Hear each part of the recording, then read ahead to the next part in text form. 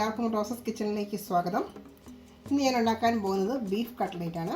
അപ്പോൾ അതിനായിട്ട് 250 ഗ്രാം ബീഫാണ്. ഇത് വേവിച്ച് വെച്ചിരിക്കുന്നതാണ്. ഇതിലേക്ക് ഞാൻ വേവിക്കാൻ നേരത്ത് ഒരു ചെറിയ സവാള, ഒരു ചെറിയ കഷ്ണം ഇഞ്ചി, 2 വെളുത്തുള്ളി, 2 കഷ്ണം അല്ലി വെളുത്തുള്ളിയാണ്. പിന്നെ അതിലേക്ക് ഇട്ടേക്കുന്നത് കുറച്ച് തേങ്ങാക്കൊത്തിരിട്ടുണ്ട്. പിന്നെ 2 പച്ചമുളക്, മഞ്ഞൾപ്പൊടി, മുളക് പൊടി, മല്ലിപ്പൊടി, ഗരം മസാല ഇതെല്ലാം കൂടി ഇട്ട് വേവിച്ച് വെച്ചിരിക്കുന്ന ബീഫാണിത്. പിന്നെ 2 മീഡിയം സൈസ് ഉരുളക്കിഴങ്ങ് എടുത്തിട്ടുണ്ട്. പിന്നെ ഒരു 2 സവാള ചെറുതായിട്ട് അരിഞ്ഞ് വെച്ചിരിക്കുന്ന ചെറിയ കഷ്ണം ഇഞ്ചി, 2 പച്ചമുളക്, കുറച്ച് കറിവേപ്പില. പിന്നെ ഇതിലേക്കുള്ള പൊടികൾ നമുക്ക് പിന്നെ പറയാം. ഇതൊക്കെയാണ് ഇതിലേക്ക് വേണ്ട മെയിൻ ഐറ്റംസ്. അപ്പം നമുക്കിനി സവാളയൊന്ന് വഴറ്റിയെടുക്കാം ചെറുതായിട്ട്. നമ്മളൊരു പാൻ വെച്ചത് ചൂടായിട്ടുണ്ട്. ഇപ്പം ഇതിലേക്ക് കുറച്ച് എണ്ണ ഒഴിച്ച് കൊടുക്കാം.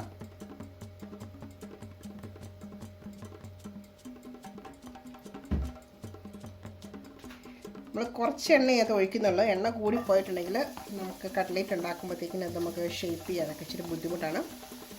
അപ്പം അതിലേക്ക് നമുക്ക് ഈ സവോള ഇട്ട് ഒന്ന് നന്നായിട്ടൊന്ന് വഴറ്റിയെടുക്കാം.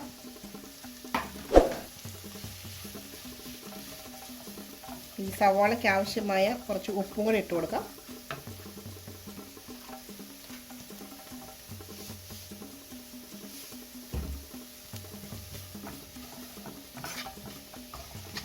ഇനി നമുക്ക് ഇതിലേക്ക് നമ്മൾ അരിഞ്ഞു വെച്ചിരിക്കുന്ന ഇഞ്ചിയും പച്ചമുളകും കറിവേപ്പിലയും കൂടി ഇട്ട് കൊടുക്കാം.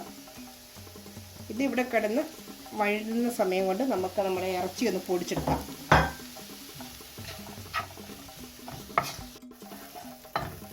നമ്മുടെ സവാളയൊക്കെ ഒന്ന് സോഫ്റ്റായി വന്നിട്ടുണ്ട്. നന്നായിട്ട് വഴലേണ്ട ആവശ്യമില്ല. ഇനി നമുക്കിതിലേക്ക് പൊടികൾ ഇട്ട് കൊടുക്കാം. ഇതിലേക്ക് ഒരു 1/4 സ്പൂൺ മഞ്ഞൾപ്പൊടിയാണ്.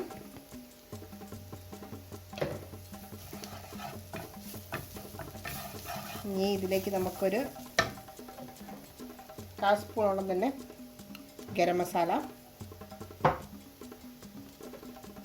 1/4 സ്പൂൺ പെരിഞ്ജീരകം പൊടിച്ചതാണ്, കുറച്ച് കുരുമുളക് ചതച്ചതാണിത്. നിങ്ങളുടെ എരിവനുസരിച്ച് കൂട്ടുകയോ കുറയ്ക്കുകയോ ഒക്കെ ചെയ്യുക. ഇത് നമുക്കെല്ലാം കൂടെ ഒന്ന് മിക്സ് ചെയ്യാം. നമ്മുടെ ഇറച്ചി പൊടിച്ചു കൊണ്ടുവന്നിട്ടുണ്ട്. ഇനി നമുക്ക് ഈ ഇറച്ചി ഇതിലേക്ക് ചേർത്ത് കൊടുക്കാം.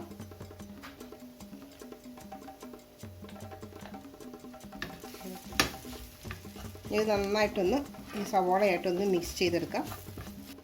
ഉരുളക്കിഴങ്ങ് പൊടിച്ച് വെച്ചിരിക്കുകയാണ്. നമുക്ക് ഇനി ഇതിലേക്ക് ചേർത്ത് കൊടുക്കാം. നമുക്ക് തീ ഓഫ് ചെയ്യാതിന് മുമ്പായിട്ട് നമുക്ക് ഉരുളക്കിഴങ്ങ് ചേർത്തിട്ട് നന്നായിട്ട് ഒന്ന് മിക്സ് ചെയ്യാം. ഇച്ചിരി കുറച്ച് ചൂടാറി കഴിയുമ്പോൾ നമുക്ക് നന്നായിട്ട് കൈ കൊണ്ടൊന്ന് മിക്സ് ചെയ്തെടുക്കണത്. ഇപ്പം ഞാൻ ചൂടുള്ളത് കൊണ്ട് ജസ്റ്റ് ഒന്ന് സ്പൂൺ വെച്ചൊന്ന് മിക്സ് ചെയ്യുകയാണ്. അപ്പോൾ ഇതിൽ ചൂടാറിയിട്ടുണ്ട്. അപ്പോൾ ഞാൻ പതുക്കിയതുകൊണ്ട് കൈ വെച്ച് നന്നായിട്ടൊന്ന് കുഴച്ചെടുക്കുകയാണ്. അപ്പം നമുക്ക് ഉപ്പും എല്ലാം ആവശ്യത്തിനുണ്ടോ എന്ന് നോക്കാം. ഇല്ലെങ്കിൽ നമുക്കിപ്പോൾ ചേർത്ത് കൊടുക്കാം ഉപ്പൊക്കെ.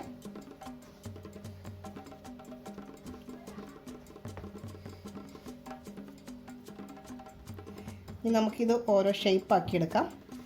നമുക്ക് ഇഷ്ടമുള്ള ഷേപ്പിൽ ഇതാക്കാം. ഞാൻ റൗണ്ട് ഷേപ്പിലാണ് ആക്കുന്നത്.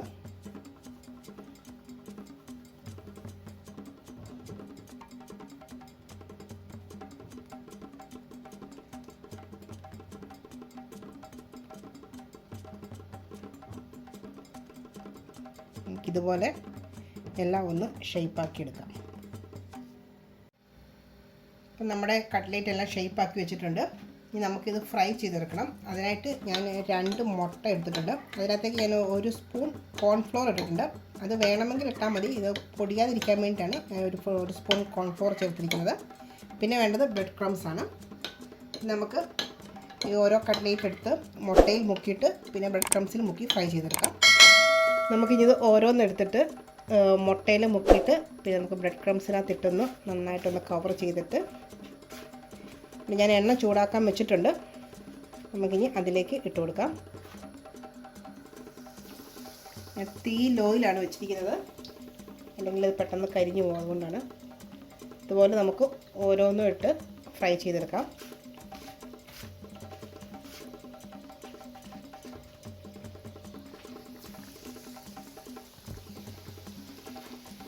ഇത് നമുക്ക് നന്നായിട്ടൊന്ന് തിരിച്ച് മറിച്ച് വിട്ടിട്ടൊന്ന് ഫ്രൈ ചെയ്തെടുക്കണം.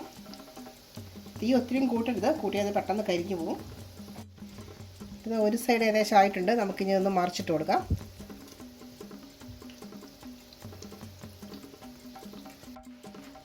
നമ്മുടെ കട്ട്ലേറ്റ് റെഡിയായി വന്നിട്ടുണ്ട്. നമുക്കിനി ഇത് എണ്ണയിൽ നിന്നും കോരിയെടുക്കാം.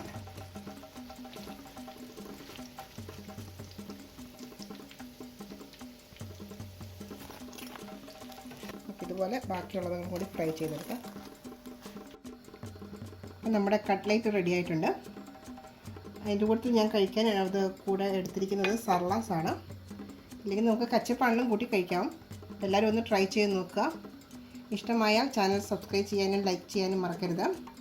സബ്സ്ക്രൈബ് ചെയ്യുന്നവർ ദയവായി 3 മിനിറ്റ് കണ്ടതിന് ശേഷം സബ്സ്ക്രൈബ് ചെയ്യുക, ഇല്ലെങ്കിൽ സ്പാം ആയി പോകും.